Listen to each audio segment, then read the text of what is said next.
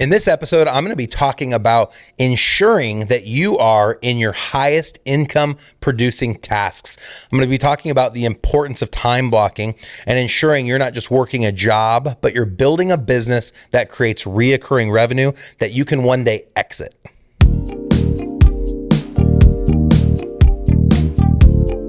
Hey, what's up, you guys? Jeff Cohn here with another episode of the Team Building Podcast, where we interview top team leaders, broker owners, and thought leaders from across the real estate industry.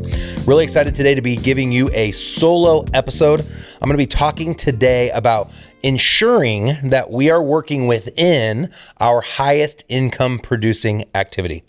As Q4 comes to an end and we prepare for 2024, I can't even believe we're saying that, we need to be intentional with our time now more so than ever.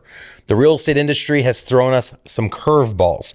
Rising interest rates, it continues to be low inventory in most places across the country. We have a presidential election quickly approaching, and there's just new challenges that we're facing. Obviously, lots of brokerage brands are offering little to no commission split.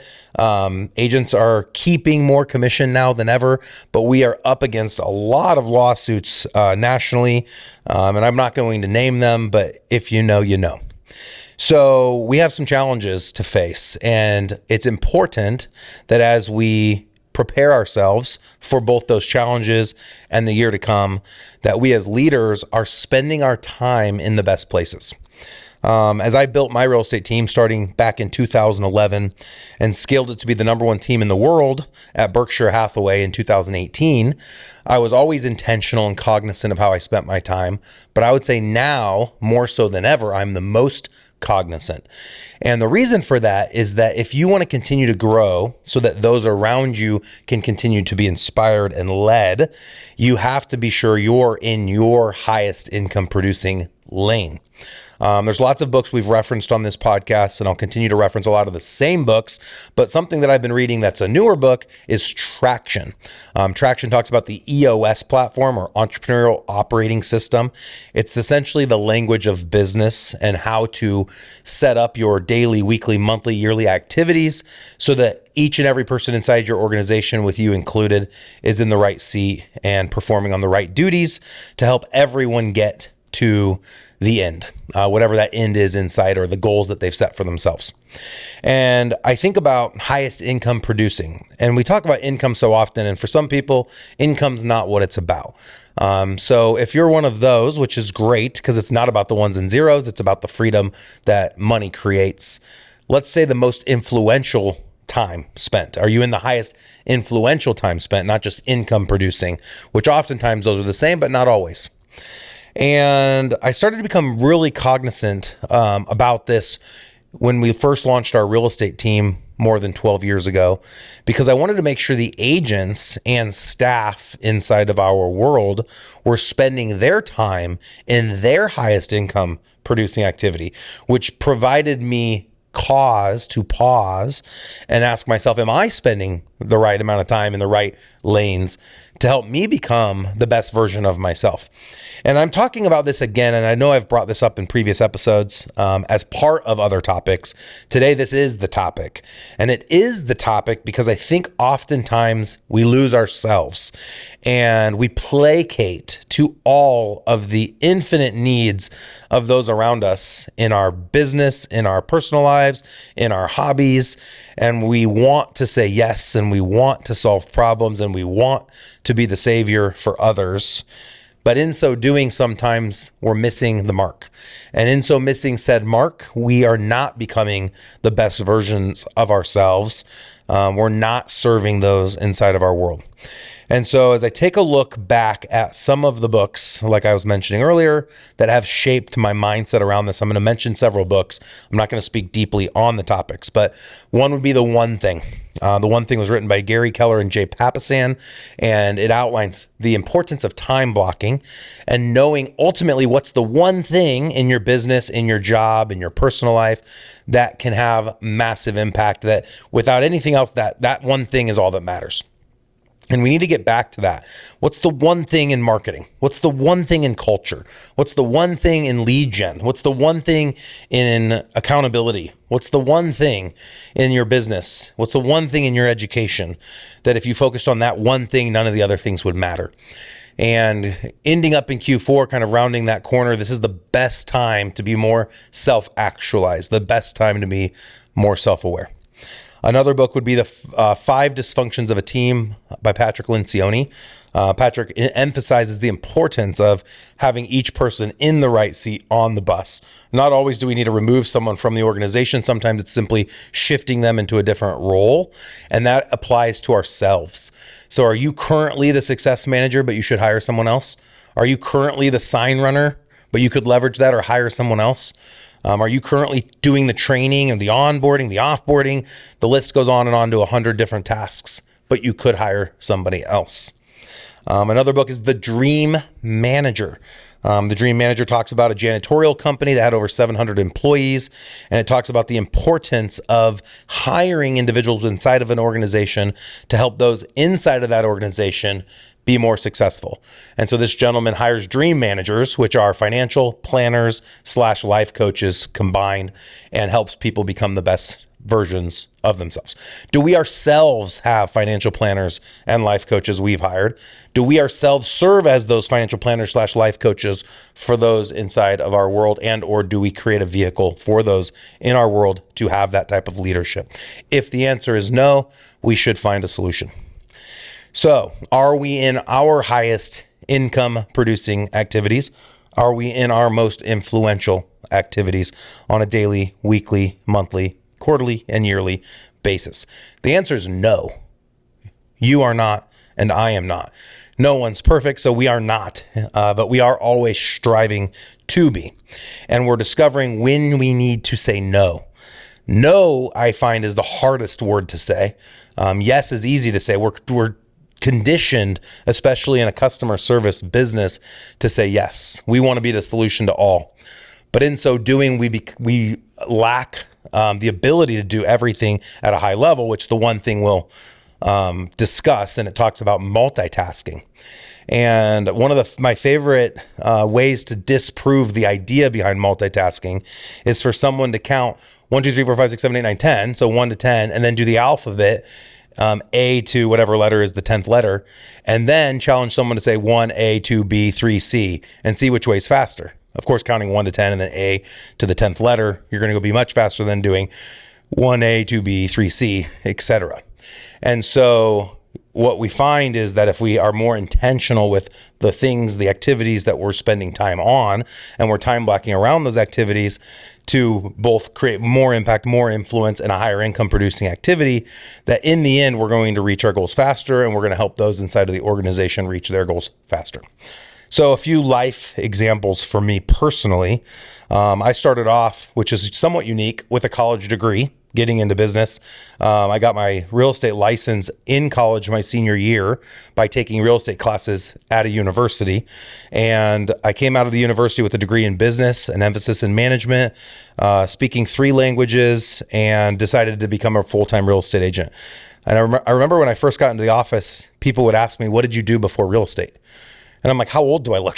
I was 22 years old. What would I do before real estate? College, had a kid, went to Brazil for 2 years, and nothing else. Real estate was my first real job, so to speak. And so I was really intentional even back then. I'm 42 today, so 20 years ago. That's kind of crazy. 2 decades, Dana. Dana's my producer who sits with me through all these episodes. I appreciate his patience since he just smiles and listens. So 2 decades ago, I wanted to become the best version of myself. I wanted to be successful. I wanted to be able to take care of my family. If this doesn't ring true for anyone listening, you're probably listening to the wrong podcast. And I wanted to be sure my activities were the best activities I could spend my time doing back in that day. It was like 2006 when I first got my license. And so I started interviewing top agents in my market, in my office. If you're listening to this episode, by the way, and you were one of the top agents I interviewed, I'll give you a $100 gift card to the restaurant of your choice. That's a little fun offer. We'll see if anyone listens to my podcast here in Omaha. So the thing I found really interesting is I met with individuals to find out how are they marketing to generate listing leads? How are they marketing to get buyer leads? How are they building their sphere of influence? How are they tracking their leads? How are they holding people accountable? Like, I wanted to know all the business functions. Every single person I asked about, if I would ask the question, if you could be me and go back 10 years, 20 years, 50 years, and you had my desire, my drive, my experience up to this point in life, what would you do differently? And every person I met with, I think the number one pattern that everyone answered the same way was that they would have invested in more real estate. So you ask yourself as an agent, what's your highest income producing activity? Based on the feedback I got almost 20 years ago from veterans in the industry who had been more successful than anyone else, they would have invested in real estate. Investing in real estate would have been their highest income producing activity. Not masterminds, not cold calling, not open houses, not all of the other things. But as a poor, young, recently graduated college student that had student loan debt, a brand new baby girl, and all of the other challenges of, being a new person, fending for yourself, taking care of yourself financially, I didn't care about investing in real estate. I didn't have the money. I was worried about making my next payment on my 2-bedroom apartment.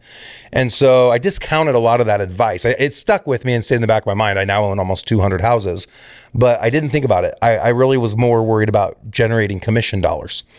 So I flash forward to today, and it's 2023, and there's probably new agents that are listening that have retired from the military or retired from teaching, or maybe they just graduated college and you just got into the real estate business and you're asking yourself, where's your highest income producing activity?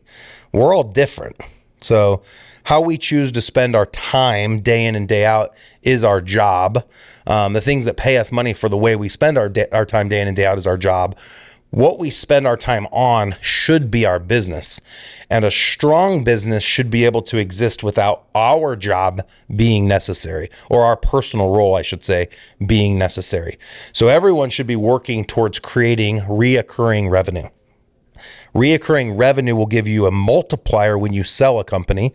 A multiplier being you take the net amount, which is EBITDA, earnings before interest, taxes, and amortization, times a 5x multiplier as an example. So if your company netted $1 million on the EBITDA and it's a 5x multiplier, that business is now worth $5 million. It's sad to me, I rarely hear real estate agents or broker owners or mortgage, title, insurance, property management companies talk about exit. Everyone talks about entry. They talk about the job of the verticals, but I don't hear very many conversations about exit. Exit. The idea behind exit is that as we work our job, we generate revenue and profit. As we generate revenue and profit, we invest, and that's what creates wealth. And as we create wealth, we put ourselves in a position where one day we can exit from the businesses through a sale, or a merger, where we can take our shares and walk away. And to me, that's legacy wealth, and that's the ultimate freedom. And so back to highest income producing activities, I would say your highest income producing activity would be to work towards the ability to never have to work another day of your life. And it's a simple algorithm. If today you're living your best life and you're making $100,000 a year, and you could put yourself in a position where $100,000 a year coming in reoccurring revenue would allow you to never have to work another day in your life, we would call you a 100%er. That means 100% of your reoccurring revenue feeds your lifestyle. If your reoccurring revenue generated $200,000 a year, then we'd call you a 200%er, meaning half of your reoccurring revenue feeds your lifestyle. The other half you can do whatever you want with. You can donate it, you can blow it at the casino, you can use it to travel, whatever extra stuff you would want to do with it. Most people are 0%ers or even negative percenters, meaning they're living in debt and have no reoccurring revenue. And that might strike a chord with you listening to this podcast today. And that's okay. That's normal. Most people are in that same category. I think intentionally, if we're looking for our highest income producing activity, we should be spending our time finding ways to invest the profit we generate from our job in vehicles that allow for create reoccurring revenue. That could be stock, that could be investing in a business, that could be investing in real estate. That could be investing in a lot of different things that generate that reoccurring wealth for us.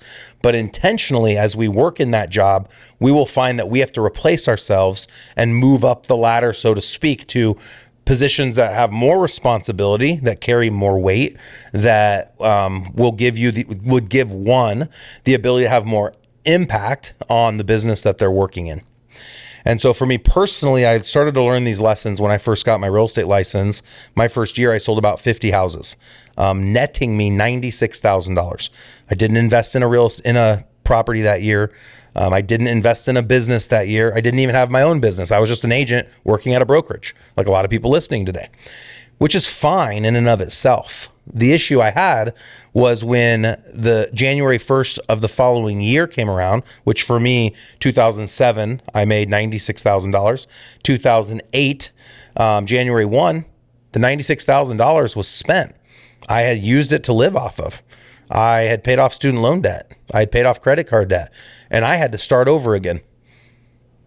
There is nothing worse, in my opinion, than for a salesperson to know every call they had to make, every appointment they had to go on, every no they had to hear to get a yes, every contract they had to execute to get a closing, and to know starting January 1 the next year, which all of us are getting ready for this again coming into 2024, the work that I would have to put in again, year after year after year after year to get the same result. And then to throw in now higher interest rates and a continued seller market.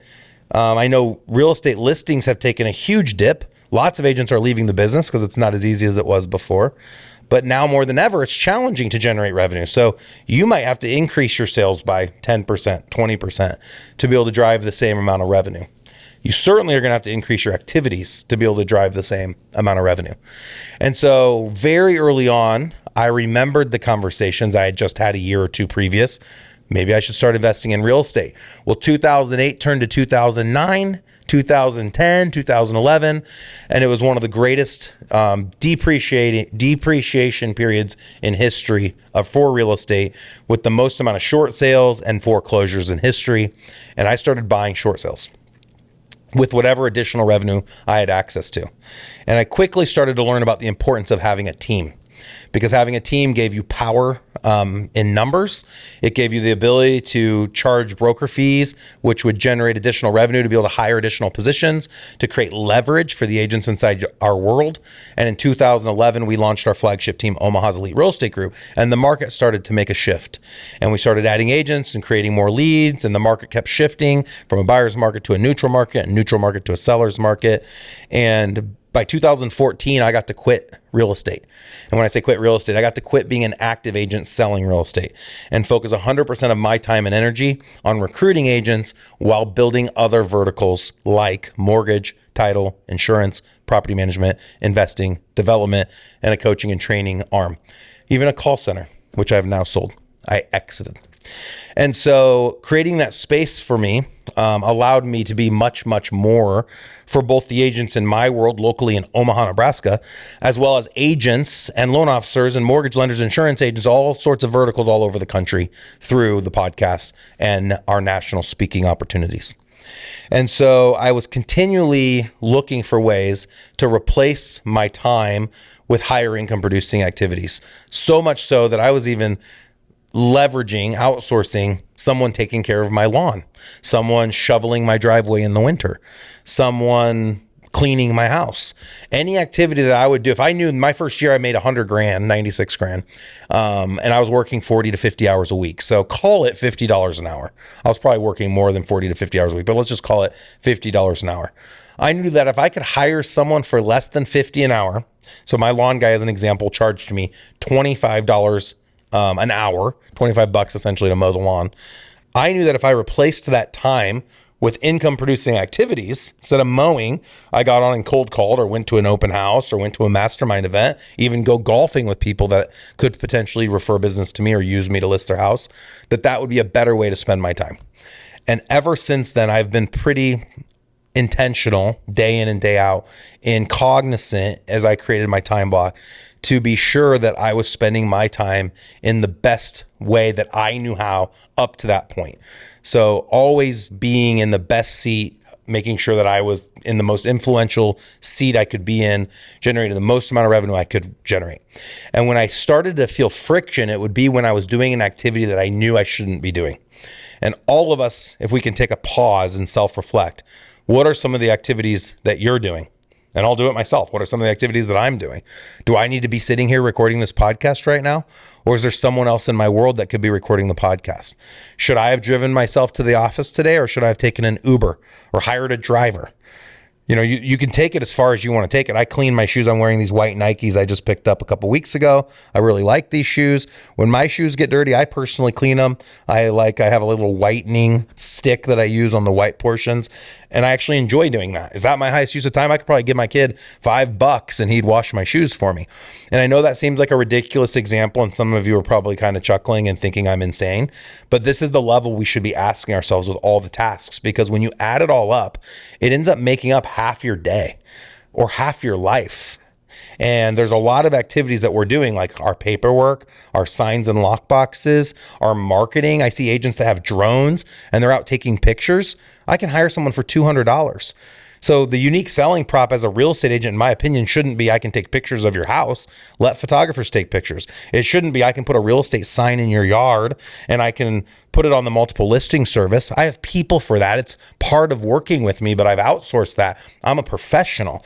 I'm going to give you I'm going to help bring you the most amount of money as a buyer or a seller by negotiating on your behalf to get you the best deal and helping you price the property correctly. Everything else should be leveraged, in my opinion, if you're the active agent working a deal. So 80% of an agent's time that's in sales should be spent prospecting for deals. 20% should be servicing those deals. And when I say servicing the deal, I'm not saying driving around and showing houses and opening doors. You can hire someone for that. I'm saying negotiating price on the buy or the list side, getting someone to sign on the line that is dotted, and there's two lines that are dotted. The first one is an exclusive buyer agency agreement or listing agreement. The second one is an executed purchase agreement, either representing the buyer or an offer to your seller, and making sure that you've done the best for the client. And the best is what you would do for yourself, and laying out all of the options, but in the end, letting them pick which option they want to go to and know what the ramifications are going to be if they choose to counter or accept, etc. So in closing, are you in your highest income producing activities? If you're not, what do you need to do to position yourself so you can be? Are you cognizant of your exit? Are you working a job, or are you building a business and you simply have a job inside of that business? Are you building a business that generates reoccurring revenue so you can exit and that business can continue to grow without you being necessary? And in so growing, eventually, if you chose, you could exit from that business and it would pay you a 5x multiplier off of EBITDA. Are you cognizant of the way you time block? Are you cognizant of the way you lead your team and those around you to help them be in their highest income producing activities? Are you following the entrepreneurial operating system outlined in the book Traction and Rocket Fuel? Are you becoming the best version of yourself so you can help others become the best versions of themselves, so you can attract talent and retain talent? And that's kind of some of my closing thoughts as we round this Q4 corner in 2023 and enter into Q1 of 2024. How are we best preparing ourselves? How are we best preparing ourselves to lead? How are we best preparing ourselves to pivot and thrive, not just survive, with all of the challenges that we are experiencing currently in the real estate market?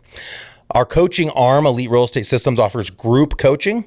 Our group coaching product provides mortgage companies, insurance companies, real estate teams, real estate brokerages, and investment companies both group coaching sessions every week for an hour, as well as one-on-one coaching every week for 30 minutes. And we have a very exciting announcement. I'm not going to share it today. I've teased it for the last couple of months. That's going to be coming in Q1, where we're going to be able to partner with real estate teams and brokerages in 2024, as well as all of the other verticals in the coming years, and help partner. And I won't give any more details, but partner in a way that's going to allow us to help real estate companies that are struggling add additional revenue, outside of the real estate transaction as it pertains to a real estate commission. And one of the dysfunctions we feel we've seen in the industry for several years, and I have always said was a house of cards ready to fall, were businesses that were propped up with real estate commissions alone. Any profit sharing that exists where it's just tied to a real estate commission, as we are now seeing the commission get challenged, what happens if the commission goes away? Or what happens if the commission gets cut down to 2%, 1%, a 0.5%, a $500 flat fee, a $100 flat fee? And people will say, oh, that will never happen. Anything you say will never happen will happen. That is proven in so many industries, in so many situations. It will happen. So what are we doing to pivot and prepare ourselves for those changes that might come tomorrow, that might come in 5 years from now? I don't have a crystal ball. And if I'm wrong, and I hope I am, because a lot of revenue comes off the real estate commission, you have now positioned yourself where you can generate additional revenue through shared services and ancillary businesses like, but not limited to, mortgage, title, insurance, property management, and investing. Find your reoccurring revenue. That would be your best place to start investing in today if you do have additional money to invest, and be cognizant about becoming a 100%er, a 200%er, a 300%er, where your reoccurring revenue can cover your monthly expenses. So any additional revenue you generate, you can do whatever you want with. True freedom, in my opinion, is when you don't have to work, but you get to choose to because of the impact that it can create for others. Until next time, thank you for listening to the episode today.